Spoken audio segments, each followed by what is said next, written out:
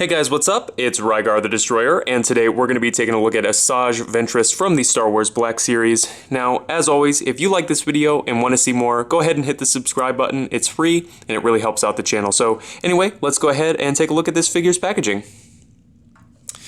Here it is. As you can see, it is in the kind of new style Black Series box. Nice big window here on the front to show off the figure, as well as an image of the character here on the side of the box. When you flip it around, that same image is repeated again, as well as a brief description. And of course, if you'd like to read that, you can go ahead and just pause the video. So overall, pretty standard stuff, so let's go ahead and get back to the figure itself here. Now, she stands at... if it'll focus, let's see, there we go. Right at 5 3/4 inches tall, so she's right in scale with all of your other Black Series figures, and she does come with 2 accessories, and those are her lightsabers. Now, as you can see here, they've done a really nice job. I'll put one to the side here. Really nice job with the paint and sculpt work on there. And then of course it does have a nice removable blade that is very translucent, which I do like. Now, the coolest part about probably this character and the design of these accessories is that they do actually plug together like they do in the show, which is super cool. So you can have her with her kind of double bladed lightsaber or with 2 individual lightsabers. They do also have a peg here on the side, which when you've removed the blade allows you to plug them in to these little pegs, or peg holes rather, on her belt. Let's see if I can do this on camera. They're very tiny holes, so it's a little difficult.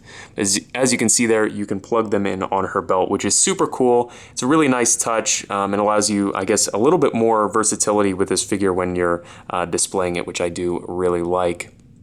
Now, as far as this figure's articulation goes, it's really well done except for one enormous problem, which we'll talk about here in a second. So in the head, she's got a single ball peg at the top, which gives you a really nice range of motion, and then there's a single ball peg down at the base of the neck, which gives you even more.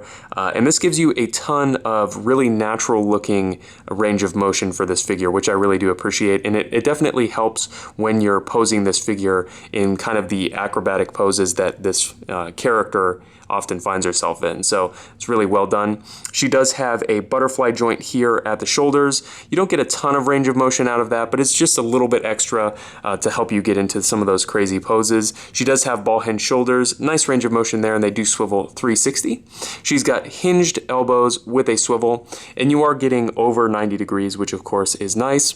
And then the huge problem with this figure is the wrist articulation. She's got hinged wrists with a swivel, which is pretty standard for the Black Series, but they've put the hinge in the wrong direction on both hands. As you can see, they run through the hand this way, and the trouble with that for a figure that, you know, is carrying a lightsaber in both hands is that you cannot pose the wrist down like this to have her point the lightsabers.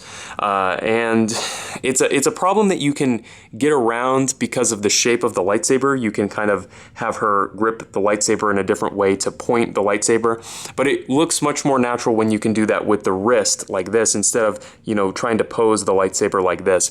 Really frustrating. I don't know why Hasbro is, you know, making steps to move forward like with the shoulder and neck articulation, but they're taking major steps back here at the wrist. It is something that is rather frustrating. Here at the torso, she's got a ball peg. It's kind of down here just above her hips. Then underneath her little skirt here, she's got T-jointed hips, come out to the side nicely, and then forward with a ton of a range of motion there. She does have a thigh swivel, hinged knees with a swivel, which gives you a nice range of motion there. And then she's got hinged ankles with an ankle rocker. So overall, I think that this figure is really, really well done. The accessories are cool. I haven't even mentioned this yet, but the soft goods are so well done. They're made of this really awesome kind of almost metallic silvery purple. It almost like color shifts as well in the light, which is super cool.